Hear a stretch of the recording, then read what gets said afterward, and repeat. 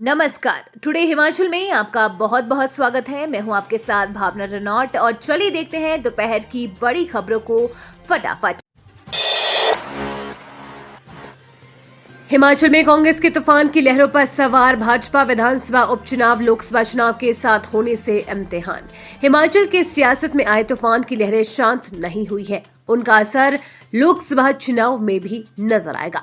भाजपा को इन लहरों के सहारे अपनी नैया पार लगाने की आस है। हिचकोले न रुके तो कांग्रेस के नाव को भंवर से निकलना मुश्किल होगा। लोकसभा चुनाव के साथ ही इस बार अयोग्य घोषित किए गए कांग्रेस के 6 विधायकों के क्षेत्रों में विधानसभा उपचुनाव भी होने से चुनावी माहौल दिलचस्प हो गया है। ये चुनाव कांग्रेस व भाजपा ही नहीं, राज्य की सुख सरकार की भी दशा दिशा तय करेंगे।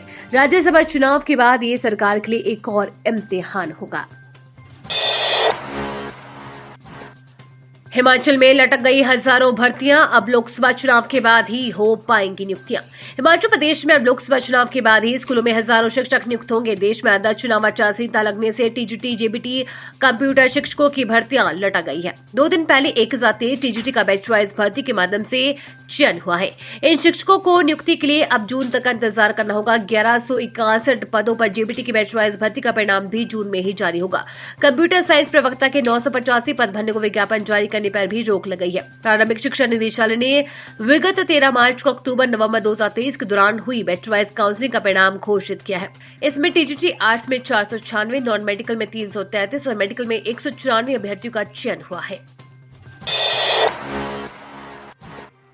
आचार संहिता लागू, उम्मीदवारों, सियासी दलों, अफसरों पर लगी बंदिशें, सोशल मीडिया पर भी सावधानी से करें पोस्ट।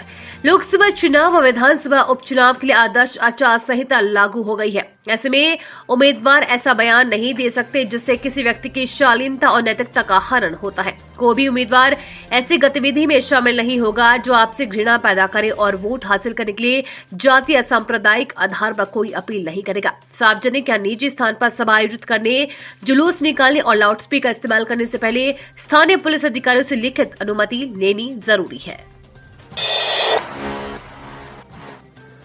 भवाना में 1 करोड़ रुपए की ठगी कर दुकानदार फरार, पुलिस मामले की जांच में जुटी।